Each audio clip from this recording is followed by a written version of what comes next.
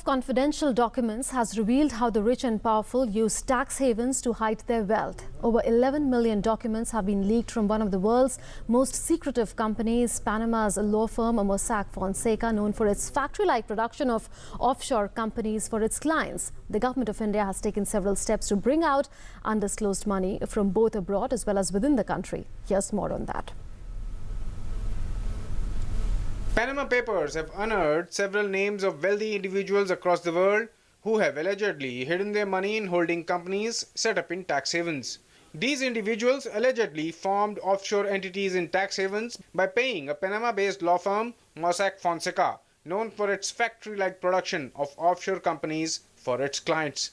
More than 11 million documents leaked from the secret files of Mossack Fonseca feature over 500 Indians allegedly linked to offshore firms. Globally, several initiatives have been taken to make offshore financial transactions more transparent, like the G20 initiative and the Financial Action Task Force, and gradually players in tax havens are being prevailed upon to yield. The recent OECD initiative to clamp down on base erosion and profit sharing will help India and other countries in checking the practice of tax avoidance through tax havens. The government of India has taken several steps to bring out undisclosed money both from abroad and from within the country. It formed an SIT on black money under the chairmanship of former Supreme Court Judge M.B. Shah. Last year, a 90 days black money window was announced that yielded undisclosed foreign assets of about 3,770 crores from 638 declarations. In this year's budget, Finance Minister Arun Jaitley announced a 4-month disclosure scheme for domestic black money holders, which proposes to clear their past transgressions on payment of 45% of their undisclosed income.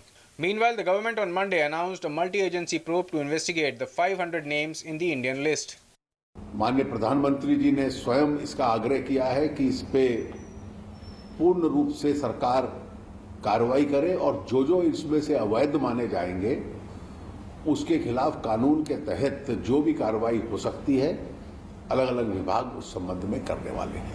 RBI Governor Raghuram Rajan has also said that the legitimacy of foreign holdings of Indians will be examined. We are obviously part of the investigative team that is going to look into these matters. It is important to note that there are legitimate reasons also to have accounts outside. The LRS scheme allows you to take money out. We have to see what is legitimate and what is not legitimate. But that's a process of investigation that will take place. With the investigation underway in India, truth will take some more time to emerge. Newsnight Desk, DD News. To discuss the steps taken by the government to make the taxation system more transparent and to check black money, we are joined in the studio by S.S. Khan. He is former member of Central Board of Direct Taxes or CBDT. Welcome, Mr. Khan, to Newsnight.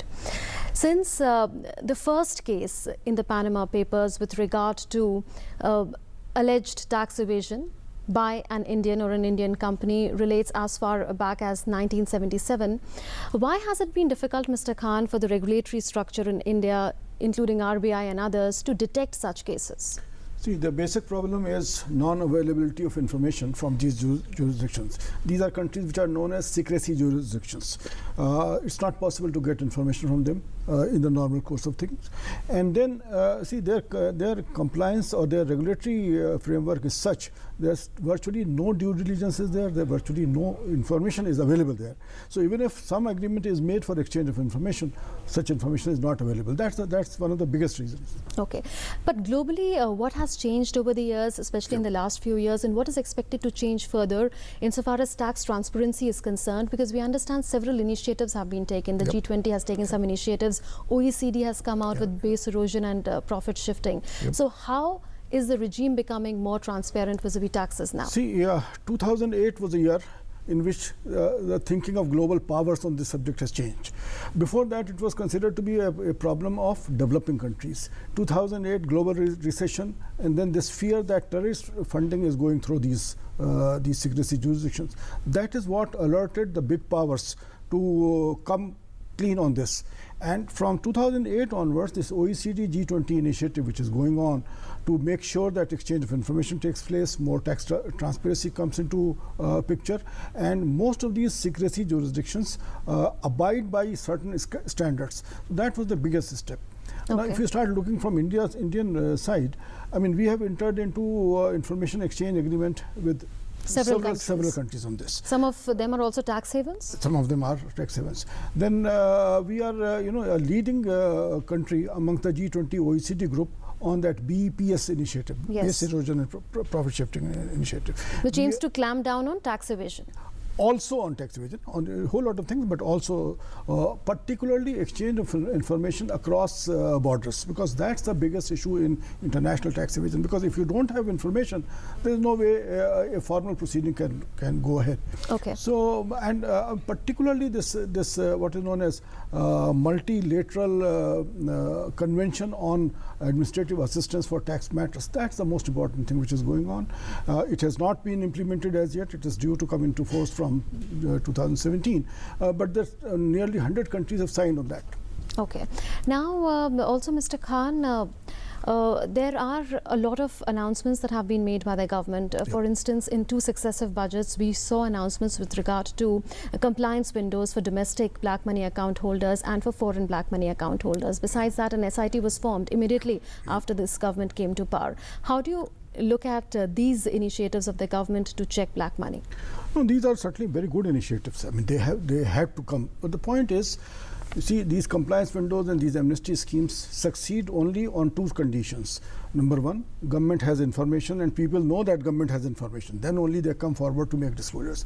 And number 2, when they are sure that after this window is over, strict action will be taken. Those are the 2 conditions which are normally, the main factors for success of an amnesty scheme.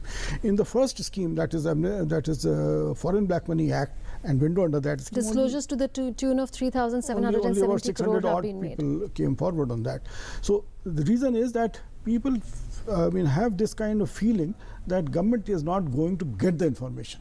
Because I mean the estimated amount of foreign black money is much larger than those 3,400 odd crores that has been disclosed.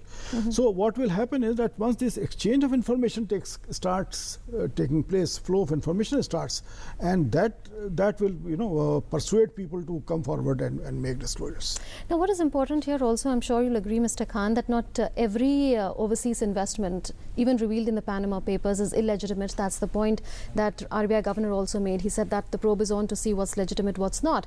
So tell us, how have RBI norms evolved over a period of years? How was the situation before 2004, between 2004 and 2013, and after 2013? Till 2004, remittance of foreign exchange from India was virtually prohibited. 2004, RBI came forward with that liberalized remittance scheme, which was basically for things like purchase of shares or medical treatment or studies, etc. So they allowed remittance of up to $25,000 a year from 2004 onwards. What happened, and over the years that limit of $25,000 was increased. And now it is $250,000 per year. But the problem arose because RBI did not clarify whether this money can be used to set up new companies. People interpreted that RBI guidelines. But there was a clarification that the RBI had issued in between. That clarification was issued in 2010. Allowed to set up companies overseas. That was issued in 2010, which said that you are not supposed to set up. So what has happened that in between, people have purchased existing companies, shares of existing companies, and invested money for that. So acquisition was done instead of setting up companies. Yes, that's right. This was a way to go around the RBI norms. Yes, that was one of the sharp practice followed by some people. Okay. Now, how can a cashless economy be promoted in India? What do you think are the steps that have already been taken, and what should be taken? Because the RBI has said that it will be coming out with a roadmap for a cashless economy. It calls it Vision 2018 by the end of this month. Several steps have already been taken, particularly, all these facilities for, internet transfer of money and NEFT and all those things. Government payments. Can use of plastic money be incentivized, exactly. for Yes. instance? Incentivized not in terms of, additional tax benefits, but in some other ways. Because tax cost of giving concession on this becomes too large. This was examined earlier also, and it was felt that providing concessions for use of plastic money in terms of tax benefit would be maybe counterproductive also. All right. And your quick comment on what happens now in terms of investigation and prosecution. See, this is a treasure trove of information. This information is not only in Panama, it is spread over some 40-50 countries.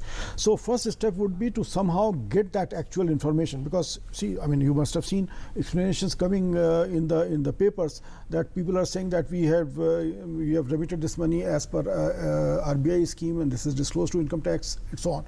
Now, in my opinion, it's not that simple. You may have remitted money from your disclosed bank accounts, but that money has earned additional income over the years while it was lying in those countries and those companies. What happened to that income? Whether that income has been disclosed or not? So what the next step will be that information from about these people and their multi-layered companies will have to be collected, collated, and compared with the statements given to Reserve Bank and to Income Tax Department. Absolutely. Thank you so much, Mr. Khan, for having joined us on News Night tonight and for giving us your perspective. So the investigation has just about begun in India, and in several governments the world over. Many more skeletons will tumble out of the closet with time.